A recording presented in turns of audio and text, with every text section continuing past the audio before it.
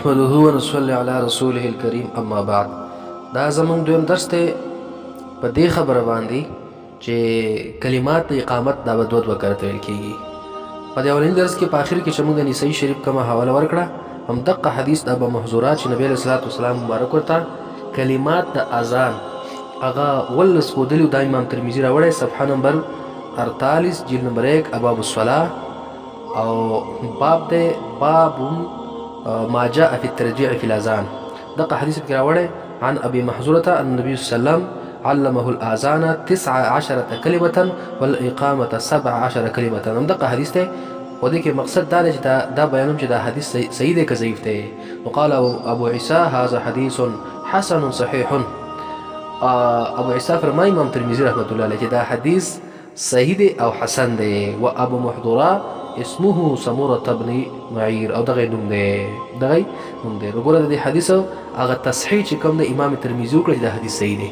ما تاسو مخکې نه عرض وکړو چې دا خلک داسې فکر کوي او د خلکو ته داسې یو شکل ورکوي چې د دې احنافو سره د سره په دې کار باندې دلیل نشته یو کوي نو ټول ضعیف دي. ما تاسو ته ویله چې امام ترمذي په یو ځای کې هغه حدیث راوړو اگر که امام ترمذي هغه ته ضعیف ویله خو د هغې وجې ما بیان کړه جوابونه مې وکړو. دویم حدیث مې پیش کو چې امام ترمذي هغه ته په خپل ویل چې دا حدیث صحیح دی او نور کتابونو په حواله باندې وروسته راشي چې دا حدیث صحیح دی. نو چې حدیث صحیح شو نو که مخکې نه حدیث ضعیف خو چې دا حدیث صحیح وسور سره شو هغه ته قوت ورکول. مثال وایي شي لکه د سر یو ویخته چې راو باسي واځي او تزور کې دا څومره نازکي خو قبل ویخته وسملګری کی بل وسملګری کی بل وسملګری کی یو رسۍ ته جوړه کی بیا څومره چې کم دی قوي کیږي. نو دا یو ضعیف حدیث سره کدا بل قوي ملګری شو بیا هغه ضعیف ته ځان سره چې کوم دی قوي کوي یا بل دغه حدیث ته تلقی بالامت ثابته ده دومره امت قبول کړی دی چې قبول کړی دی د تلقی د امت د وجې نه دغه حدیث ته قوت میلاو شو او دغه خبره دا دوه خبرې چې ما کوم وکړي دا په اصول حدیث کې موجود دي خو که چا په نظر اچولی او اصول حدیث د نظر تیر کړي او دا کتابونه یې کتلي. دریم کتاب زما په لاس کې ابو داود شریف دی او د دې جلد نمبر 1 دی او صفحه د دې 84 ده. په دې صفحه نمبر 84 کې د هم دقه حدیث راوړي چې نبی علیه الصلاة والسلام ابو محذوره ته اذان وښودلو او اقامت ورته وښودلو او بیا یې هغه مکمل الفاظ نقل کړي دي چې اقامت ورته داسې وښودل چې والاقامة الله اکبر الله اکبر الله اکبر الله اکبر اشهد ان لا اله الا الله اشهد ان لا اله الا الله اشهد ان محمد رسول الله اشهد ان محمد رسول الله حي على الصلاة حي على الصلاة حي على الفلاح حي على الفلاح قد قامت الصلاة قد قامت الصلاة الله أكبر لا إله إلا الله.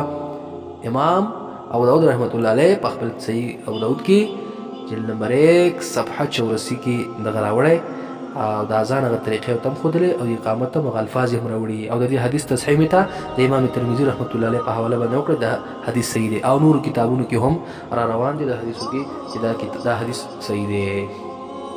دغه رنګي ما سره بل کتاب سنن دارقطنی امام دارقطنی کتاب دے داغه دے جلد نمبر 1 صفحه نمبر 188 باب دے باب ذکر الاقامت و اختلاف الروایت فیها. پدې کې د حدیث پاک راوړي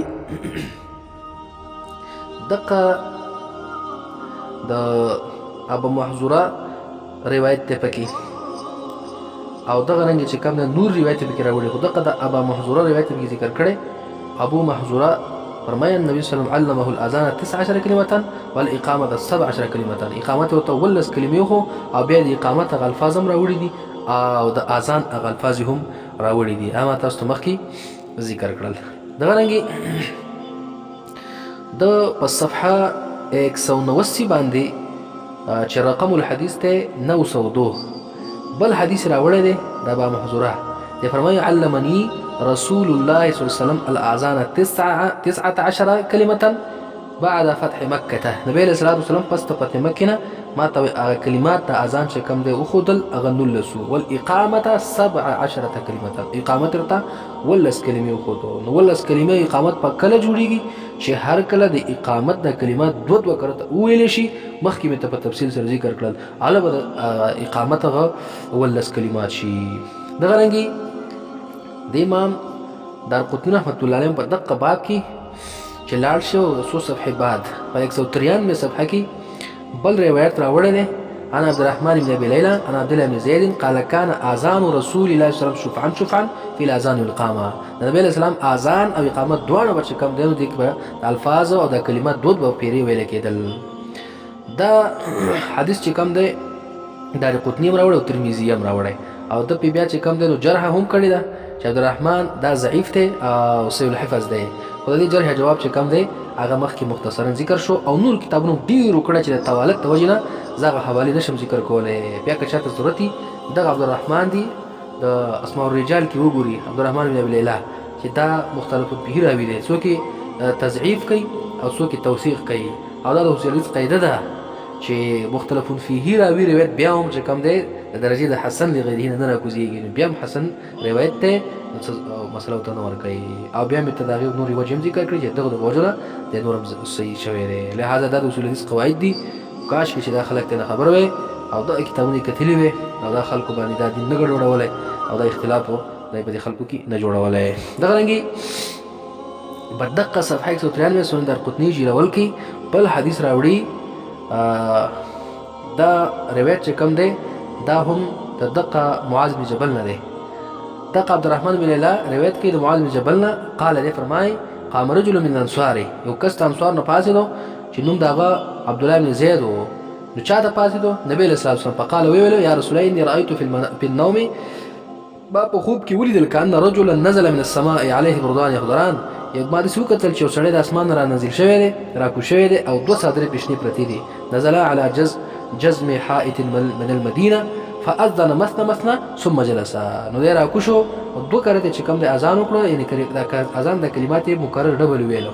ثم قام بیا ودرېدو فقال او ویلو مثنى بیا اقامت وکړو هغه دوه کرته چې کوم دی دغه د اذان د طریقه د اقامت د طریقې وښودله. نو اذان د کلمات هم دوه کرته ویله، د اقامت کلمات هم دوه کرته ویله.